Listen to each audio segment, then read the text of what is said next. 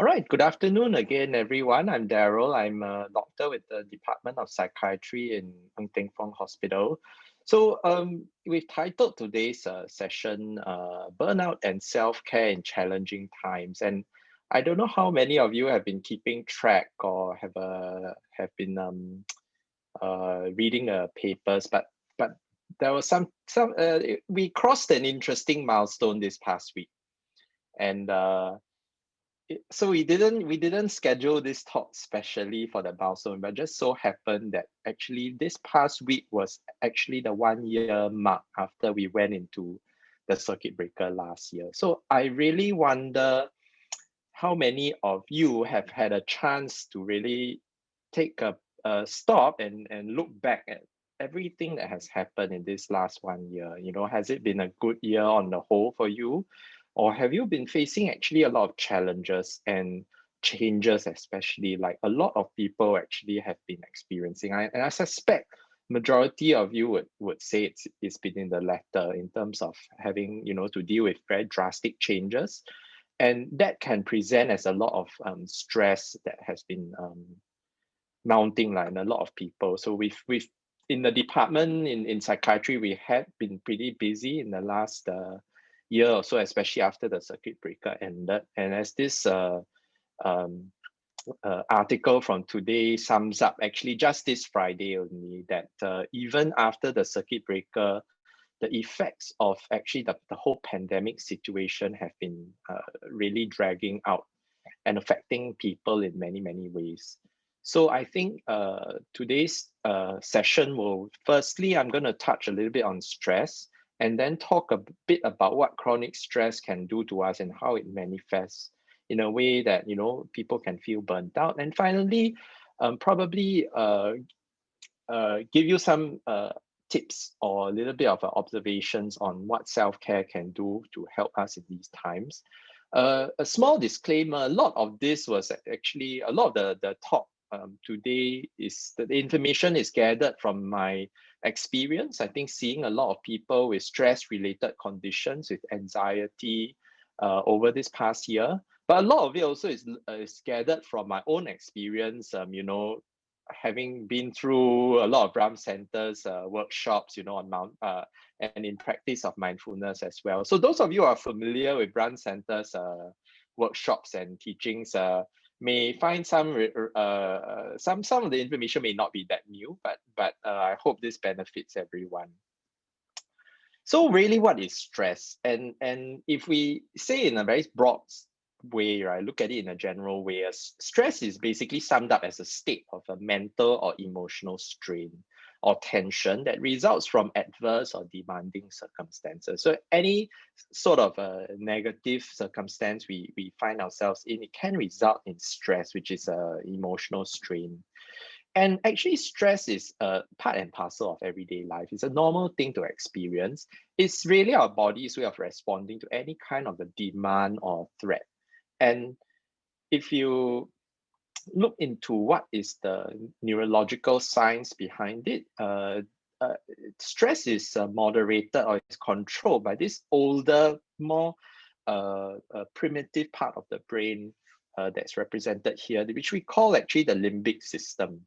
And out of the limbic system, which controls emotions and memory, specifically the amygdala, this little olive-shaped structure on both sides of the brain, is really the part that results or actually controls our stress response in the body, essentially acting as a body security guard. And what happens is when we find ourselves under threat, the brain then releases a whole flood of stress hormones, specifically adrenaline and cortisol, and results in physical changes that we experience.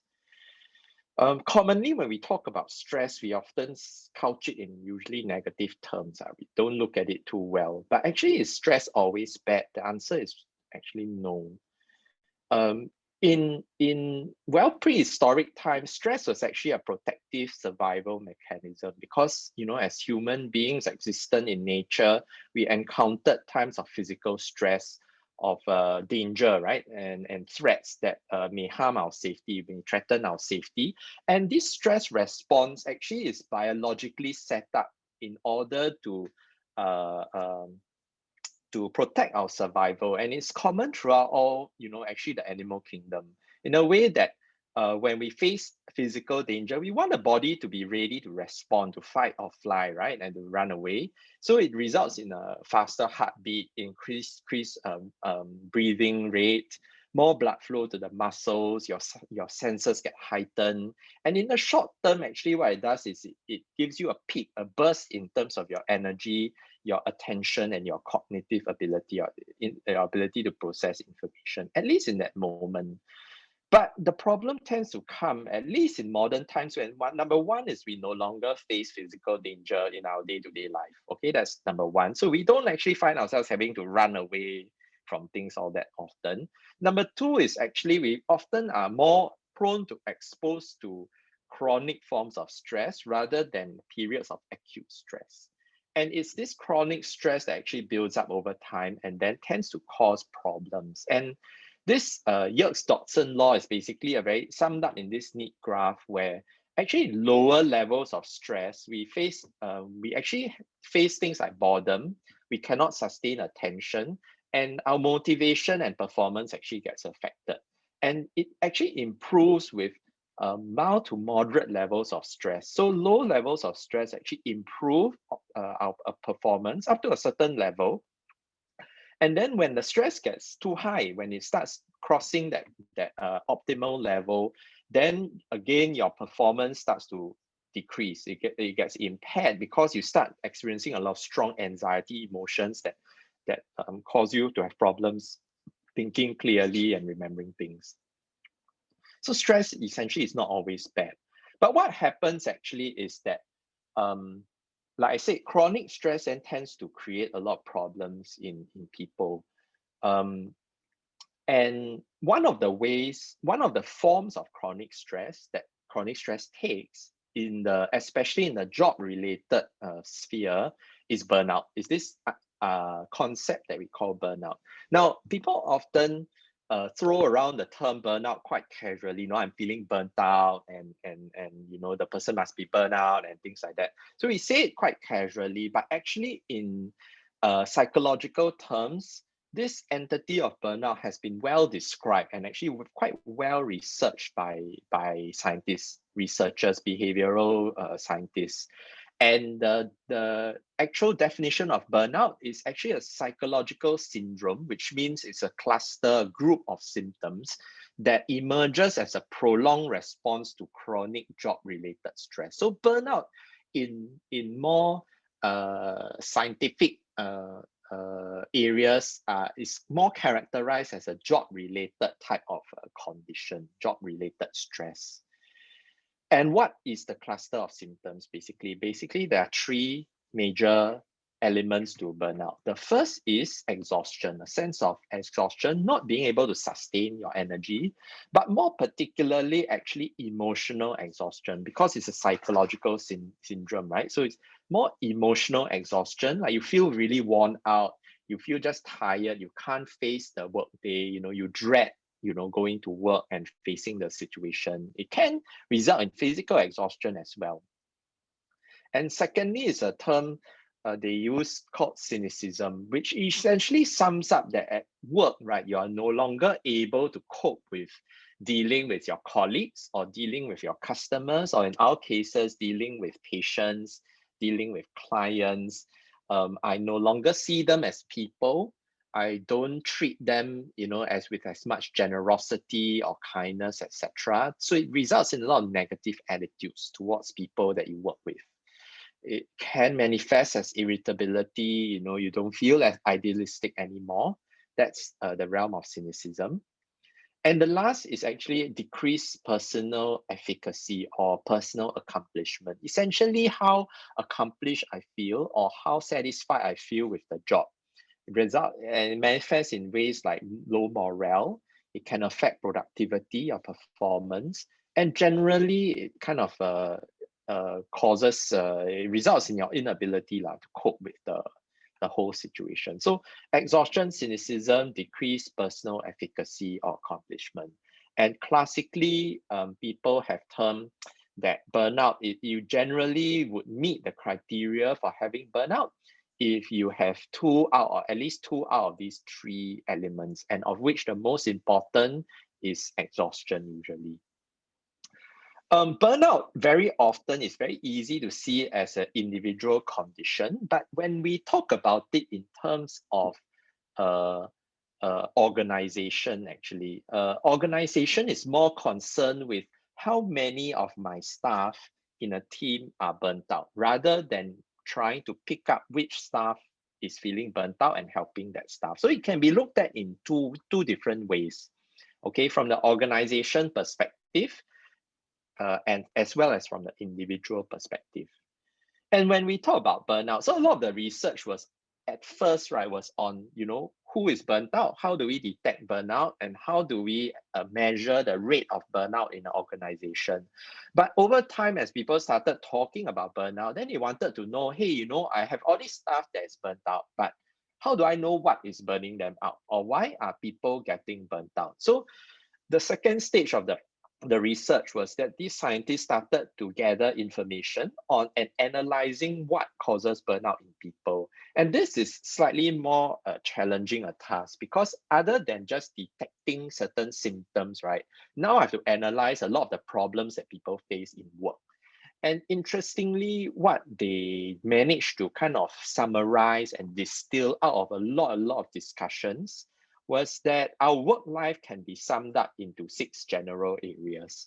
And so the researcher, Maslach, the person who described burnout first, she described 6 areas of work life. And these areas are as listed, in the slide. Workload.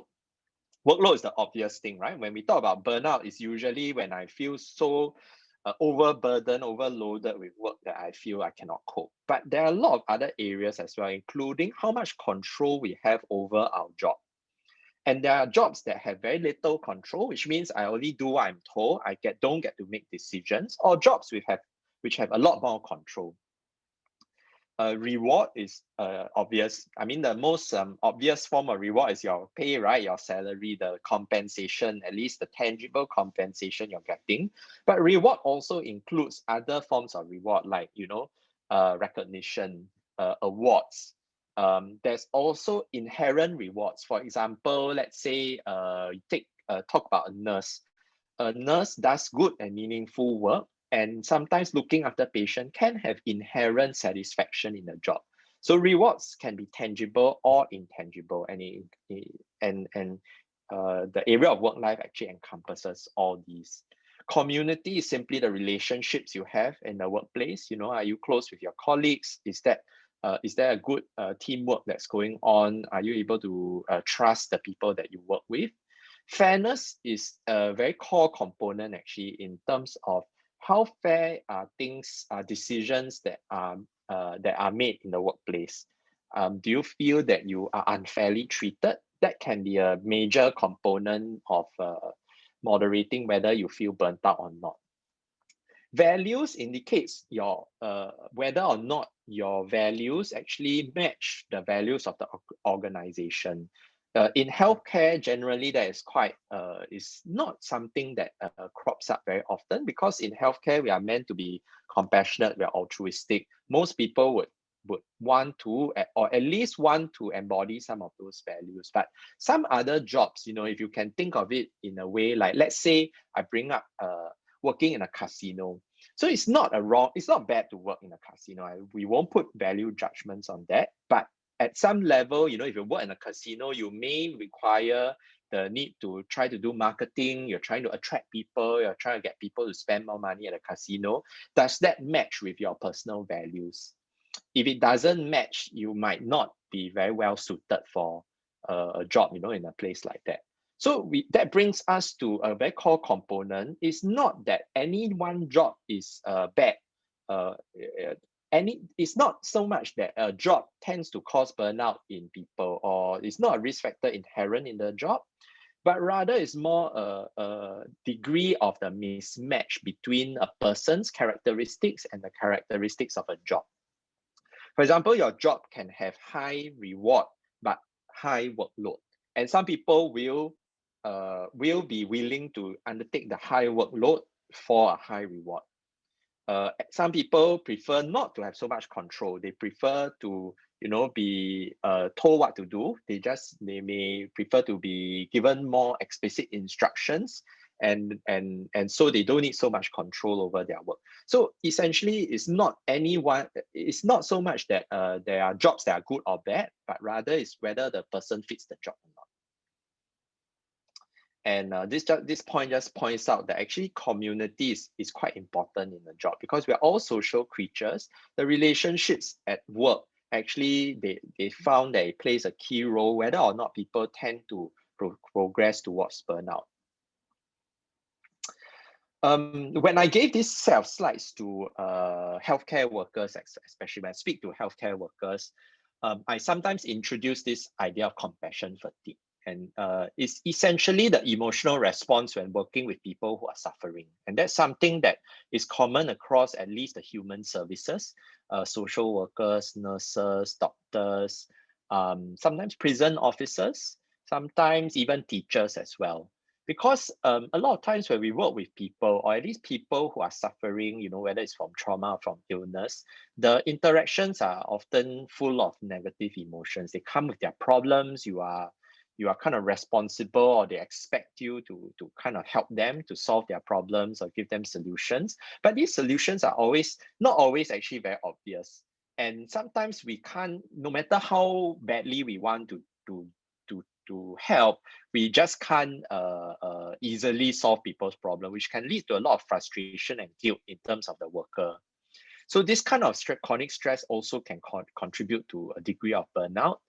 And very often, these kind of jobs actually encompass these other values, other skill sets like empathy, trying to understand and share in how other people are feeling, as well as a high degree of compassion, because sometimes we face a lot of difficult situations with patients, unrealistic expectations, demands, etc. And we do need to step outside of ourselves to be able to show concern for others, as well as to alleviate their suffering. So a lot of this actually is important for healthcare workers, for people working in the human services.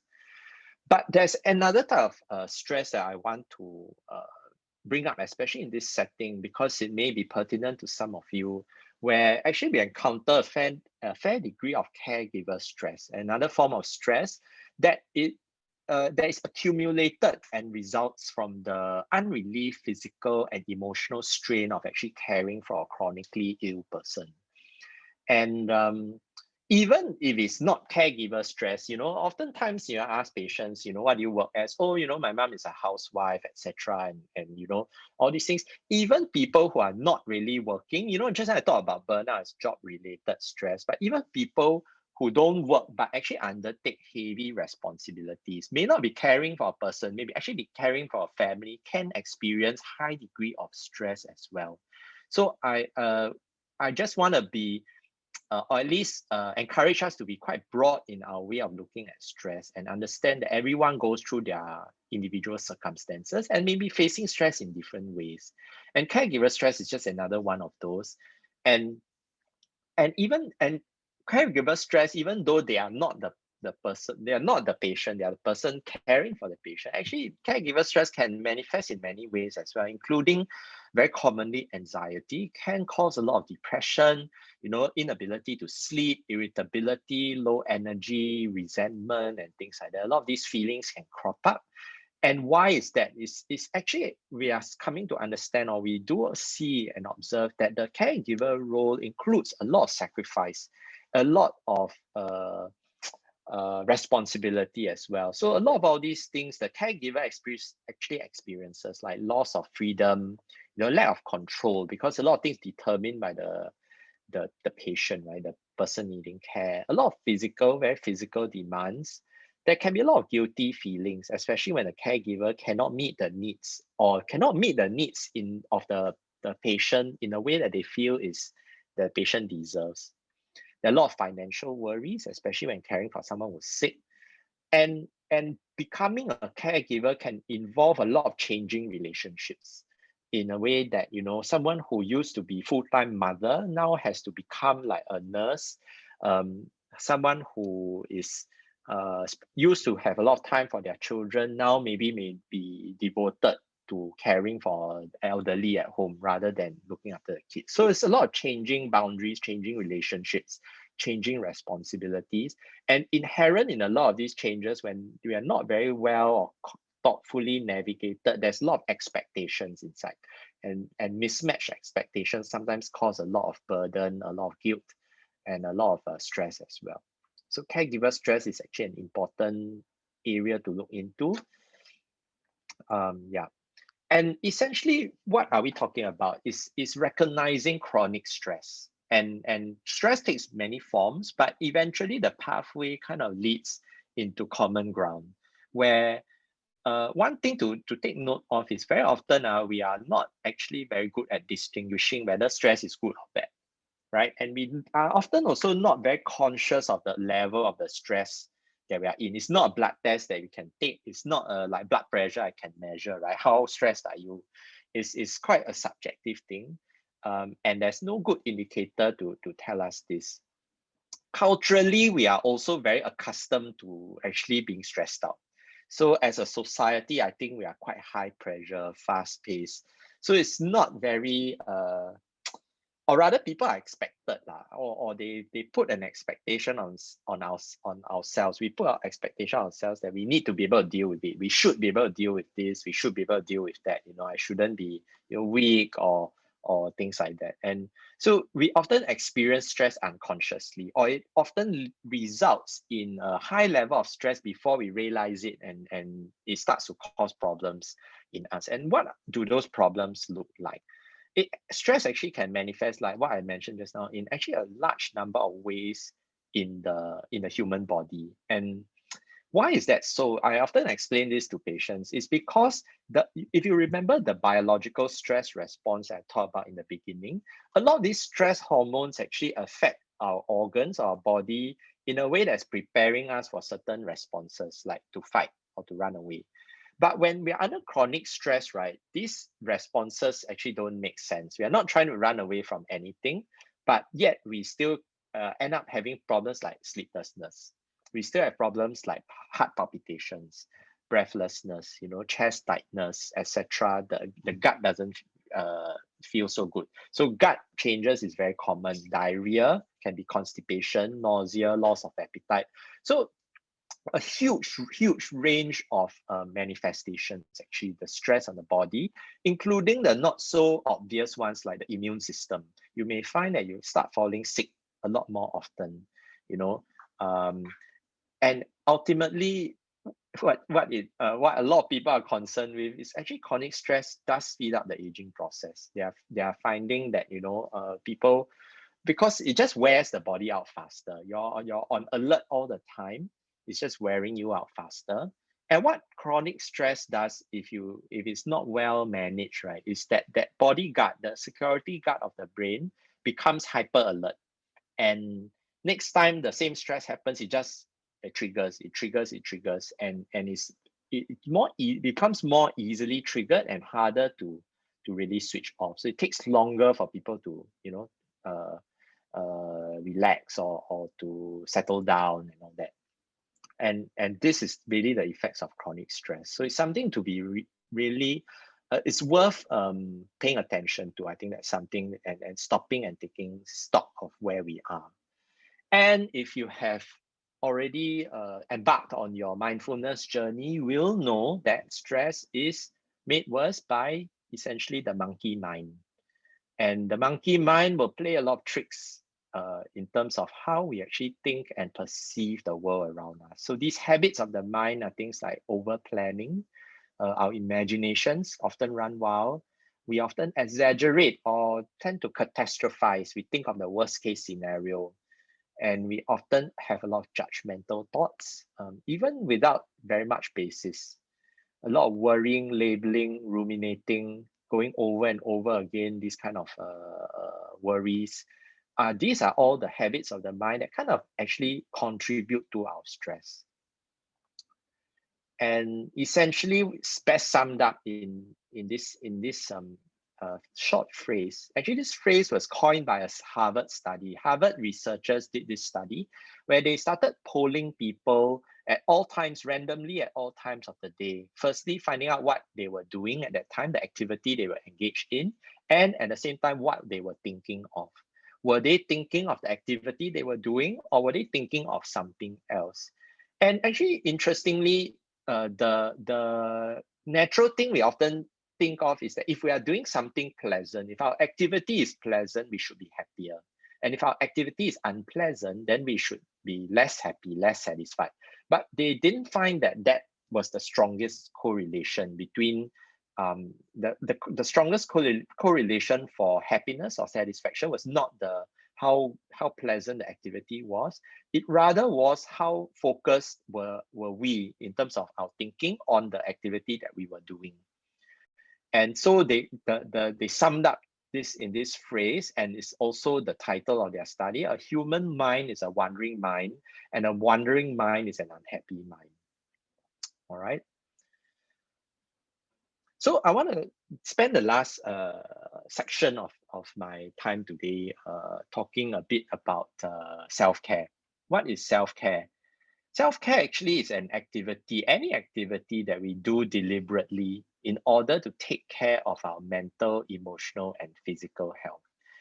In recent times, with after the lockdown, as we went into the lockdown, and then after that, people started paying a little bit more attention, at least to self-care. Number one, why is because I think especially during circuit breaker, the amount of things that we could distract ourselves with and to busy ourselves and fill up our time with started to shrink a little bit. A lot of Singaporeans like to travel, right? So suddenly cannot travel. We are all stuck here, and we are all kind of bound on this island, myself included. So we are starting to have to explore and to think for ourselves, actually, how are we taking care of ourselves, and how are we looking after our mental health? So self-care is important, and actually it's not anything new. But one thing that I've slowly realized over time is that we often do self-care quite unconsciously or subconsciously. We don't put much focus. We don't even realize that actually what we are doing now is actually an act of self-care. And one of the key ideas, I think one of the key take-home lessons, at least from our time together today, I hope, would be that recognizing that self-care needs to be intentionally done, and it's important to intentionally set aside the time for it, because that really increases its effectiveness. And again, this is the principle behind mindfulness, right? Doing something mindfully really increases our appreciation of it, increases the productivity also that we get from it. So self-care is really something that most people, a lot of young people I meet, tend to think of spending time on themselves or doing something from themselves as something selfish or something that is not productive.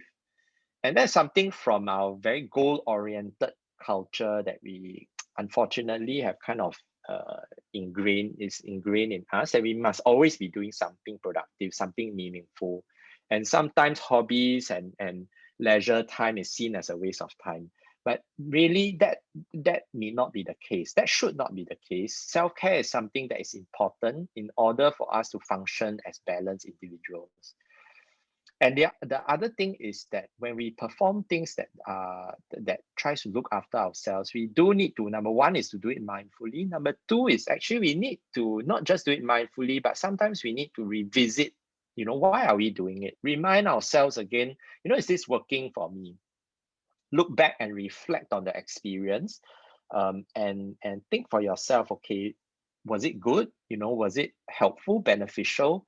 Did I get achieve the outcome that I wanted from it? If no, then a little bit of adjustment needs to be made. And that this cycle of intentionally doing it and then reflecting on it actually helps us keep things relevant and to maximize the benefit that we are getting from the self-care. So do periodically think back, okay, is this working for me? If it's not, it's maybe time to change tack. And again, it goes back to the point that this is not something we should do on autopilot. It's not something we should do subconsciously as well. And I've broken down self-care actually into three main categories to make it actually a little bit easier to understand. And the first one I want to talk a little bit about is actually our biological or our physiological needs, really the core needs that each of us have, in terms of paying attention to this body that we exist in.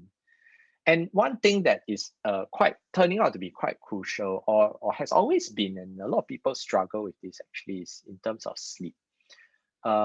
Sleep is very often a first sign of mounting stress or anxiety. A lot of people first present to a specialist clinic like ours with problems sleeping, and only after some investigation or some questioning, then we realize actually there's a lot of stress that's going on, and that's something that I will reflect to people as well. So especially when things when you're doing still okay, don't think you're under too much stress, it's important to actually inculcate good sleep habits. That's always the first step that we advise whenever people come to us with sleep problems, is that good sleep habits are paramount. And chief of that is keeping to regular hours, because our body actually functions on quite a regular schedule. It's a cycle. So the misconception often with sleep, right, is that I must sleep a certain number of hours. I must sleep 6 to 8 hours. There are some people who come to us saying, doctor, I have insomnia. And then I ask them, how much are you sleeping? Oh, I'm sleeping 6 hours. Then I would ask them, actually, how is that insomnia? Oh, I always thought that I must sleep 8 hours. I need 8 hours in order to have sufficient sleep. But it's actually not true. In that sense, sleep is quite variable between individuals. Different people need different amounts of sleep. And when it comes to sleep, the most important thing is, are you generally able to function well in the daytime?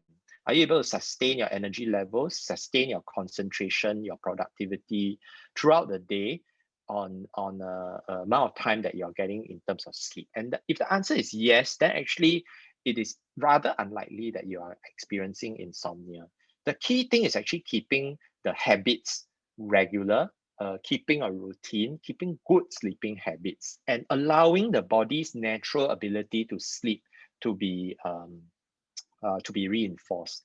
Of course, there are some people with sleep problems, and that's what we deal with in the clinic. But by and large, most people do have the natural ability to sleep.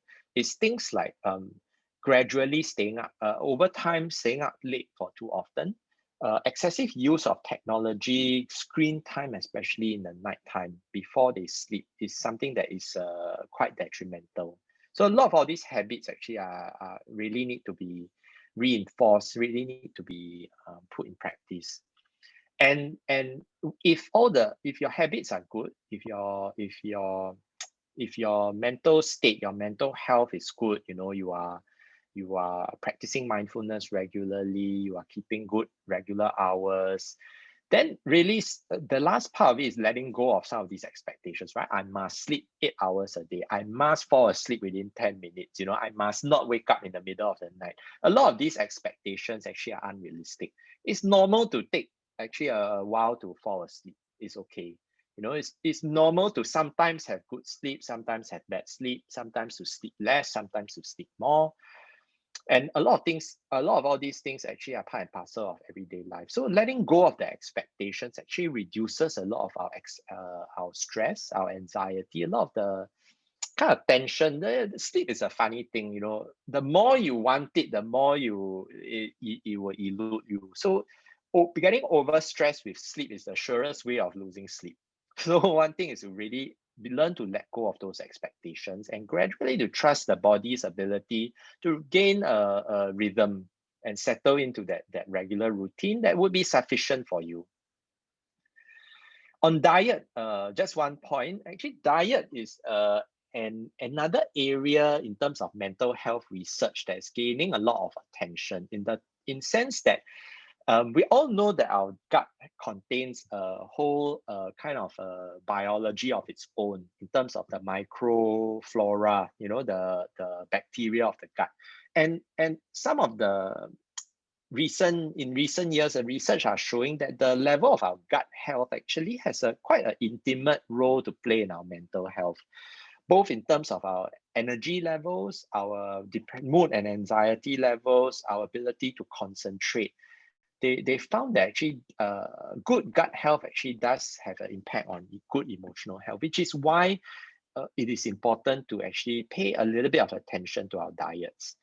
Unfortunately, it still takes a little bit of effort and a bit of intention when we want to do things like eat healthily. Also, something sometimes helps, and I often recommend this to patients. Sometimes is taking a little bit of probiotics actually can be quite beneficial. And when the gut is functioning well, actually overall your well-being, your immune system, your mental health does improve as well. So that's an area that's quite interesting.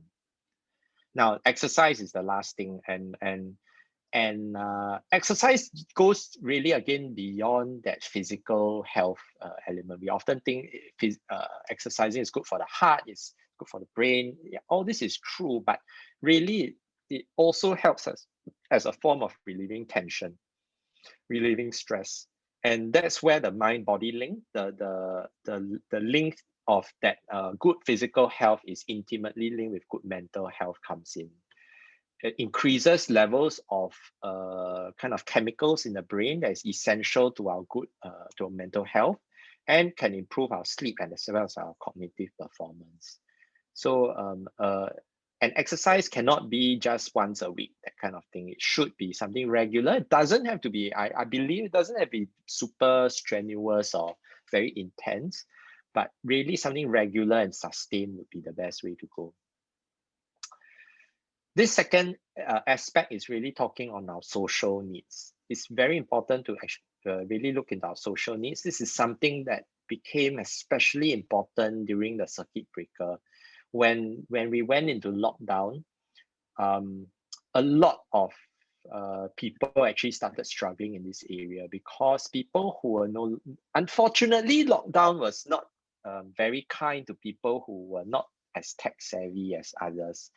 So people found it a struggle to maintain those connections, especially like, if you typically enjoyed, going down to the neighborhood coffee shop, meeting your friends and all these things. That really put a stop to all these activities, and it really kind of had an impact on people's health at that time. So while we can, especially when we're able to invest in your relationships, take the time to check in, to ask how each other is doing, spend the time together, invest in those relationships, and they form a core component of who we are as people. Those of us who are at work still, who are active, who have active working lives, should also look into developing a support system in the professional realm. It's important to have colleagues that you can trust, that you work with, that can give you support. It may not also necessarily be colleagues, but people who understand you professionally, understand your work, and can, at least give you an outlet to ventilate to, or to complain to, and talk to them about your problems and provide another perspective. That's quite important. This other area is also something I often encourage my patients to do. Self-care. This is usually what when people talk about self-care is a lot of people think about this, and my encouragement is really to keep exploring new skills, interests, and hobbies.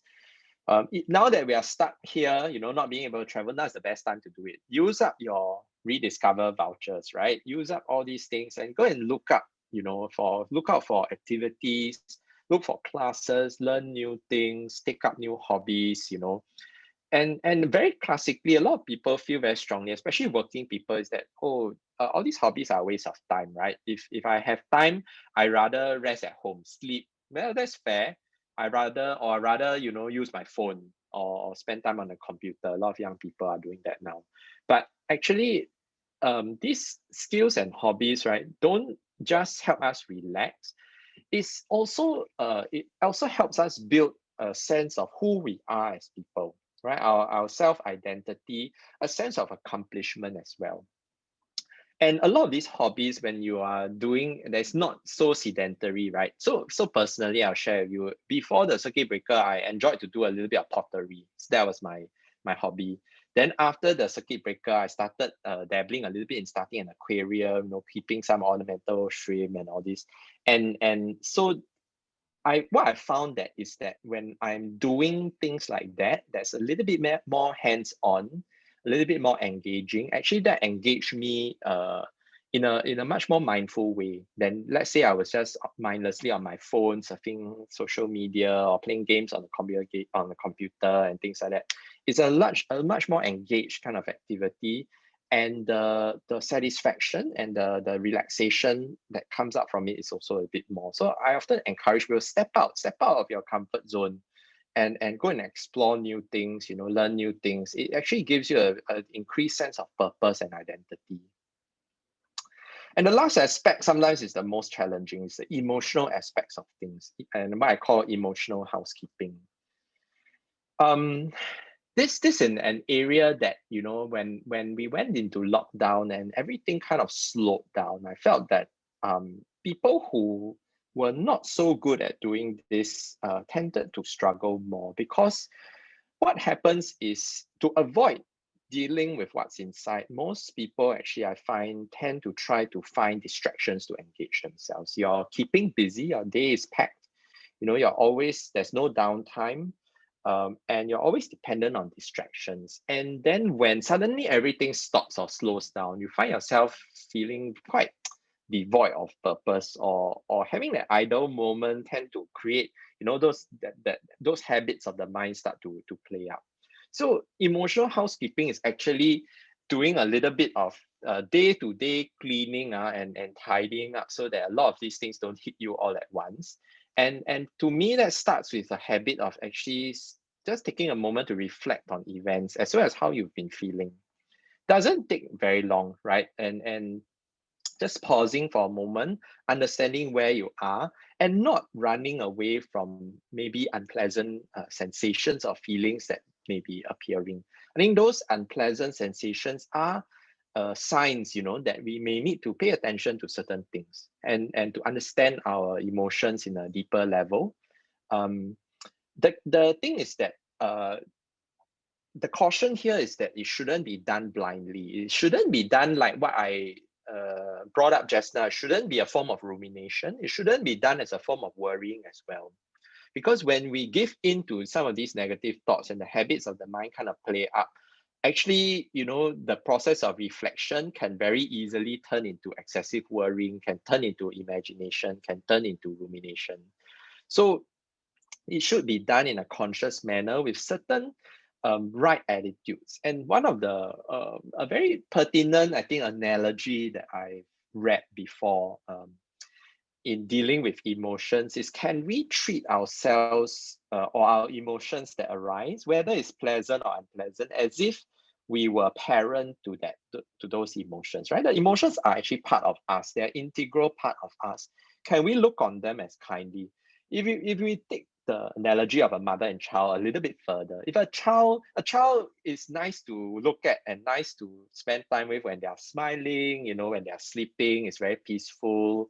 When they are engaging, and giggling and laughing or playing, it's very fun to spend time with that child. But when a child is wailing and crying and fretful or hungry and all this, the mother doesn't say, I don't want to carry my baby anymore, crying child, please take it away. Or if the child is crying, a mother doesn't leave the room and avoid the crying baby. A mother would actually be attracted or drawn to the crying baby, would pick the baby up, will caress the baby, embrace the baby, will attend to the baby's needs.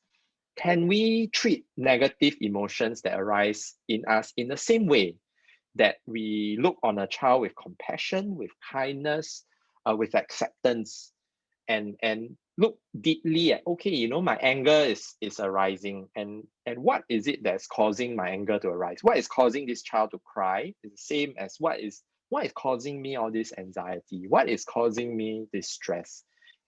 Taking that time to attend to our emotional babies is just as important as our physical needs. And as slowly, as part of learning to attend to our emotional needs, also will extend into the other areas of our life where we realize where actually our boundaries lie, where our limits lie. In a sense that sometimes in the caregiving role, in the role of looking after family, in the we are able to, and we're asked to give more, or more is demanded from us than we are able or willing to actually give.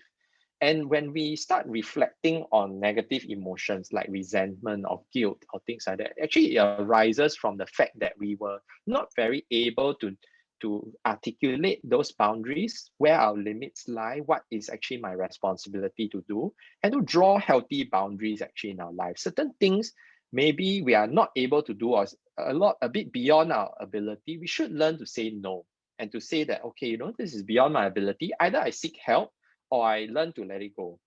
And a lot of things also is a large part of that is realizing and recognizing that a lot of things in life actually lie outside of our responsibility or our ability to control things.